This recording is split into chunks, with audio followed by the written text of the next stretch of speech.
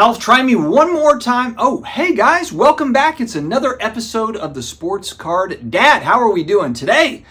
Is the sports card hobby industry too big to fail?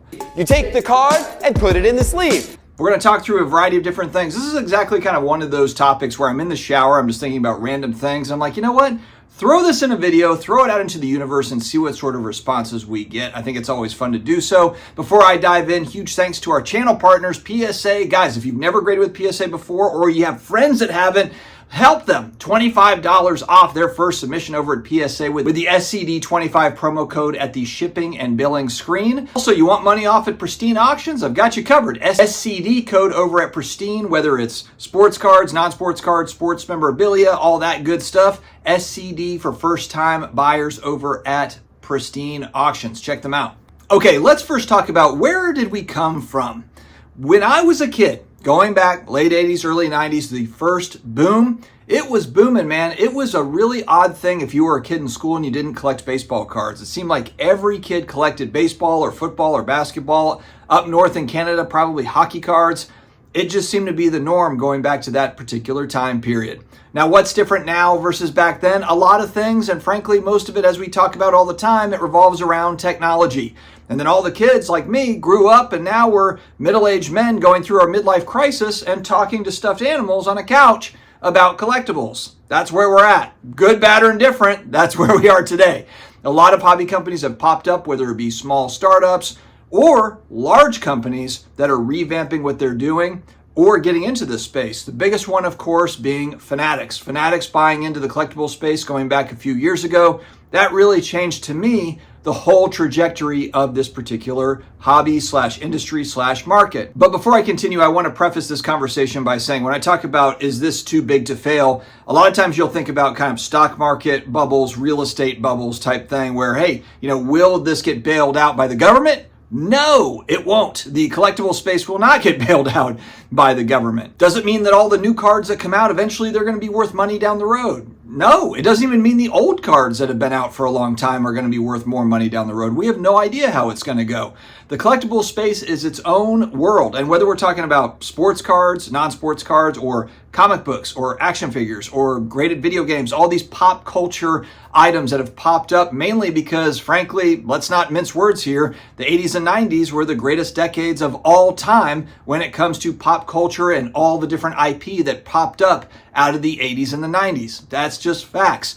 You look at the movies today, look at all the shows. It's all based around IP, old IP that's popular. And again, it just goes back to people like me. When I look at the demographics for my channel, for my YouTube channel, the vast majority, we're talking like 90% of my audience is between 35 and 65. It's a lot of people that remember kind of those good old days, the pre-internet days, or just as the internet was getting going, where we weren't just locked in on a cell phone all day, just kind of blobbing out on technology, kind of the way we are now. That's just the way that it's gone, and it'll probably only get worse, I would assume, with like VR, augmented reality type things. I'm sure we'll all be kind of locked in like Ready Player One. If you haven't seen that movie, check it out. But kind of like we're all got the goggles on and we're all just in basically a simulation playing a game in the future. It could very well be like that. This industry went from a cottage, sleepy little industry to now you have big companies that are involved, whether we're talking about, again, Fanatics, and Michael Rubin being really the most powerful guy in sports and maybe in pop culture. He has also a lot of celebrity friends. He can literally call the commissioners of the professional sports leagues and they will answer. I mean, it's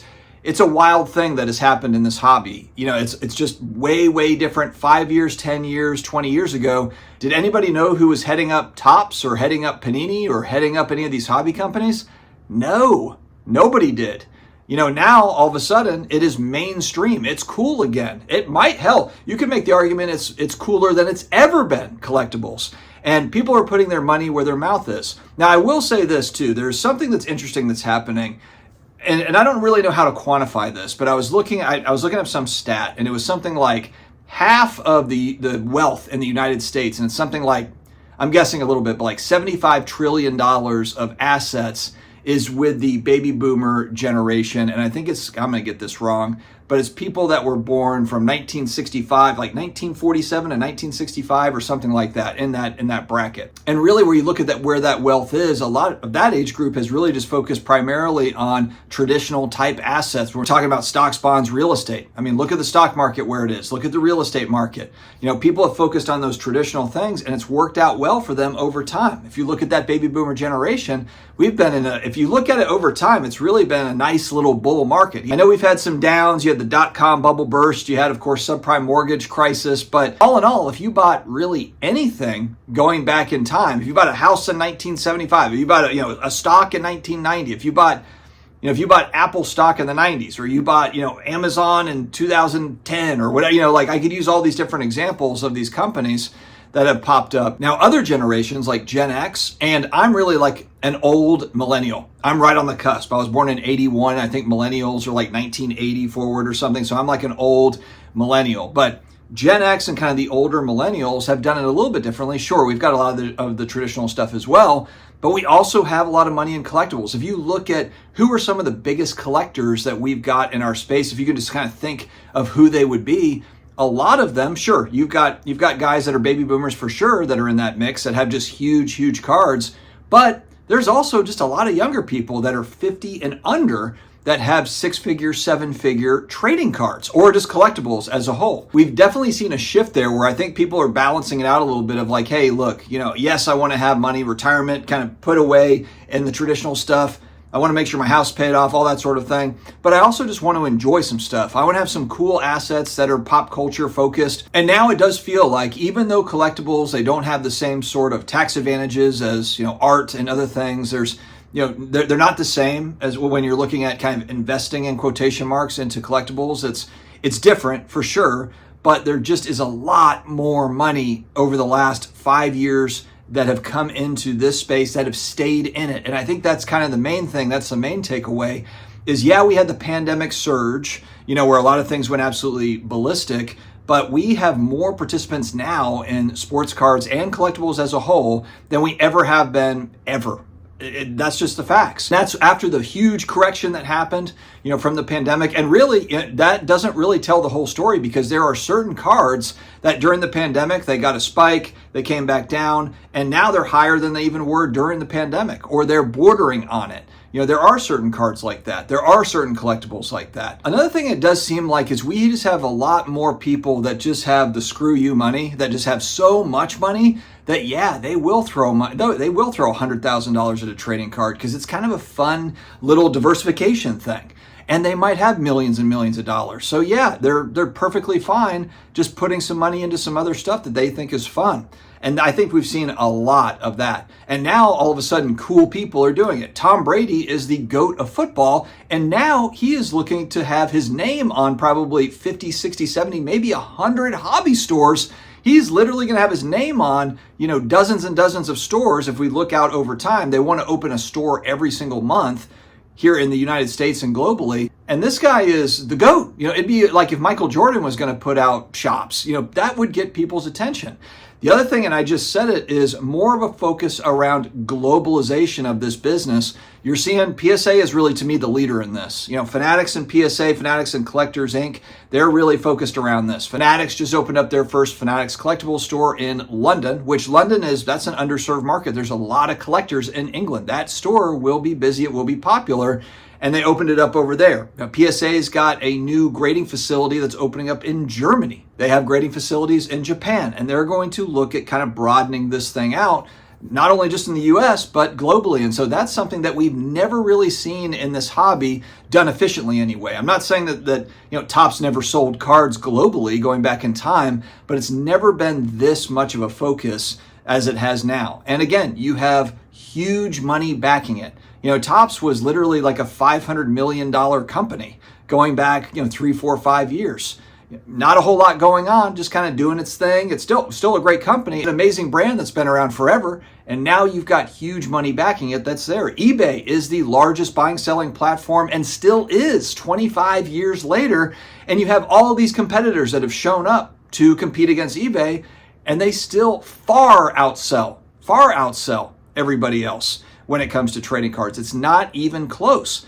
I saw a report, I think eBay actually put out a report that they've had 9 consecutive quarters in growth on their platform in trading cards. 9 consecutive quarters of growth in trading cards. So it's not slowing down whatsoever. Participation is high, and I think it also does show you that there is price points for every single collector, speculator, investor in quotation marks. There is everything for everybody. It's available. New product pricing is one that's really kind of a hindrance right now that I think they're trying to work through, is how do we get more product into people's hands at an affordable price? And I think they're probably going to try to work through that. I hope that they do. That's an obvious issue in a world where we've got bots and we've got, all these things that are going on. We need to get that solved to where you've got more products and maybe you have more low-end products. I think that that's really kind of an answer, especially if you want to increase print runs, being able to sell to more of an audience and a global audience. Make some more of those lower-end products, $100 hobby box type stuff, $150 hobby box that you can sell and just print a lot of it. And then look, all the speculators and all the, all the investors, if you will, they'll know those products are, hey, look, those are more just kind of for kids to collect and for people that just want to get a hold of trading cards. That's there for them. And maybe you do throw in a cool, some cool chases in there, the same way they do with Topps now, where they've got, they're going to sell this $10 card to you, and one of them is going to have some sort of a triple auto crazy card in there that somebody could end up pulling. An entirely different world. And look, this wasn't even just when I was a kid. This hobby was flat for a long time. I mean, really, it did take a lot of people like me getting back in to really add to how many different collectors and people that were in it. If you look at kind of, especially when you look at the market movers of the card ladders, when they're looking at historical data on cards, it's basically like this from like 2000 all the way to 2016. And then it starts to creep on up. And then, of course, it goes way up, corrects, and now it's kind of plateaued out.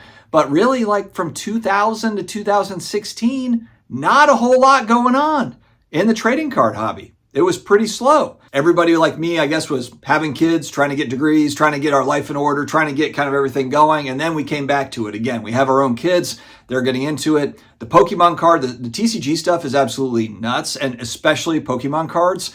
I know this is not a Pokemon card channel, but we have to add that into the conversation as certainly a catalyst for extreme growth, whether we're talking about PSA grading, or not even just PSA grading, but Beckett, CGC. CGC is crushing in Pokemon and in TCG grading. They're absolutely crushing it. And then we've got SGC as well, who's grading more sports cards than they've ever graded ever. Auction houses are busier than ever. Look at how many auction houses exist. There's all sorts of huge ones, of course, like the ones that we know about, the Fanatics Collect, the Golden Auctions, the Hakes Auctions, the REAs of the world. But then there's also a lot of smaller auction houses that are doing just fine as well. There is so much out there to feed the machine, feed the beast. And so it's really interesting. Actually, I'm going to have a conversation. I'm planned to on Wednesday evening, I believe. This will come out on Thursday. But I'm meeting up with Ty Wilson of Chasing Cardboard, and we're going to have a conversation about just, his world and his thoughts on just kind of the overall industry and the business side of everything. I haven't actually met him face to face. This will be the first time I'm on with him. That's scheduled for Wednesday night. Hopefully we can pull it off, and then that will go out on Thursday, but that should be a fun conversation. In a similar vein as I've had these other conversations starting in 2025, I wanted to have more conversations with industry folks. Jeff Wilson was last week. I had Rick Probstein on. I've had Dr. Beckett on. I'll have Ty Wilson on. I'm going to reach out to Rob Burbank Cards. I'll probably have him on. Trying to get some more of that interview content out and do it in my own way. Do my own kind of twist on what that looks like. Not the same old interview that everybody does with the same questions. Trying to add a little bit of a twist to it to make it interesting. And so we're going to have more of that stuff coming out. Friends, is this thing too big to fail? So what are your thoughts? Is this a gigantic sports card bubble that is going to pop and everything is going to go down 90%? Or is this thing a little bit too big to fail, in quotation marks, to where we just have so many participants, so much industry money, and it's going to be tough to slow down the momentum? Let me know your thoughts. My friends, stay healthy, stay awesome, and I will talk to you again later.